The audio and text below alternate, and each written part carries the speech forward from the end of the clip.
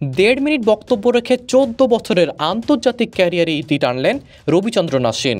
২০১০ সাল থেকে ২০২৪ সালে যাত্রা শেষ করলেন। কোনো আগাম ঘোষণা নয়, কোনো ফেয়ারওয়েল টেস্ট নয়, আচমকায় জানালেন বিদায়ের কথা। ম্যাচ শেষে সাংবাদিক বৈঠকে শুধু নিজের কথা বললেন, প্রশ্ন নিলেন না। কি বললেন তিনি সাংবাদিক বৈঠকে? রোহিত শর্মার সঙ্গে সাংবাদিক বৈঠকে আসেন অশ্বিন। তার আগেই ফাঁস হয়ে যায় অশ্বিনের অবসরের কথা। অশ্বিন সাংবাদিক বৈঠকে বলেন, আমি অবসর নিয়েছি, তাই প্রেস কনফারেন্সে খুব একটা বেশি সময় নিব না। একজন ভারতীয় ক্রিকেটার হিসেবে সব ধরনের আন্তর্জাতিক ক্রিকেটে এটাই আমার শেষ দিন। আমি মনে করি আমার মধ্যে এখনও কিছুটা ক্রিকেট বাকি আছে, সেটা আমি ক্লাব স্তরের ক্রিকেটে কাজে লাগাবো। আমি আমার সতীর্থদের সঙ্গে অনেক স্মরণীয় ঘটনার সাক্ষী থেকেছি। তাদের মধ্যে অনেকে বেরিয়ে গিয়েছেন। বুড়ো ক্রিকেটারদের মধ্যে আমরা কয়েকজন ড্রেসিং রুমে ছিলাম, তাদের মধ্য থেকে আমি বেরিয়ে গেলাম।